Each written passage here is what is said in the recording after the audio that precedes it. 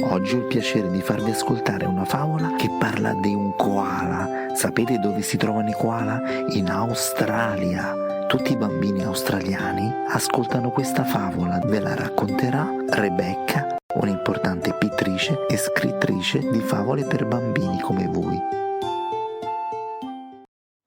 Koala Lou, a story by Mem Fox. There was once a baby koala, so soft and round that all who saw her loved her. Her name was Koala Lou. The emu loved her. The platypus loved her.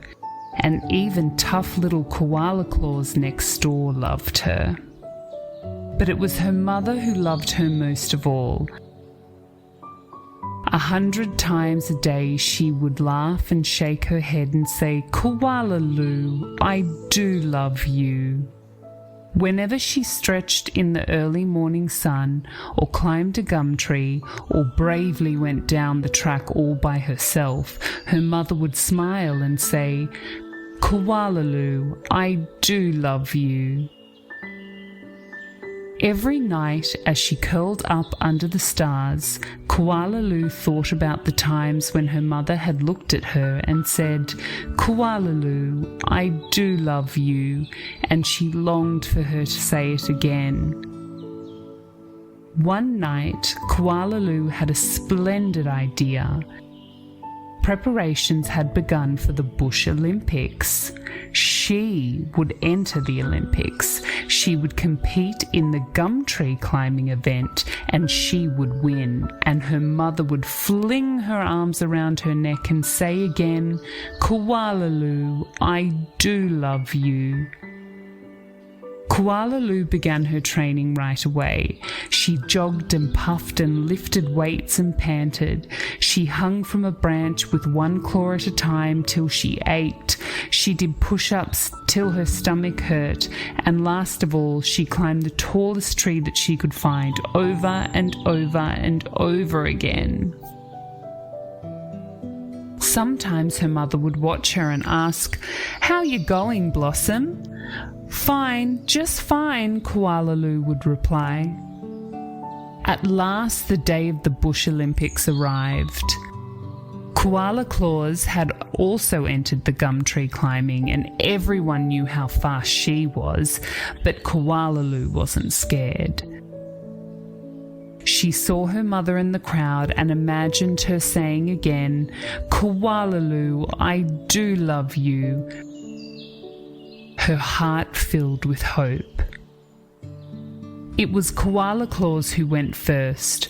Her climb was a record-breaking 22 metres and 70 seconds flat. The spectators whistled and cheered and wildly waved their holiday hats. "Can I do better than that?" thought Koala Lou. "I must." As she stepped towards the tree, a hush fell over the crowd. "On your mark," said the kookaburra. "Get set, go." Koala Lou leapt up to the tree. Up and up and up she climbed, higher and higher and higher, faster and faster and faster, until there she was, right at the very top. The spectators roared and clapped and stamped their feet. But she wasn't fast enough. In spite of all her training and all her hoping, it was Koala Claus who won the gum tree climbing. Koala Lou came second. Koala Lou went off and hid. She heard the shouts of the Bush Olympics and cried her heart out. When the first stars of evening appeared in the sky, Koala Lou crept home through the dark and up into the gum tree. Her mother was waiting for her.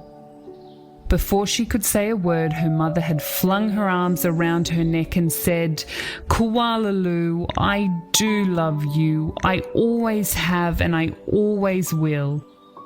And she hugged her for a very long time. Ci auguriamo che questa favola australiana vi sia piaciuta molto. Vi lascio i link di Rebecca qui sotto.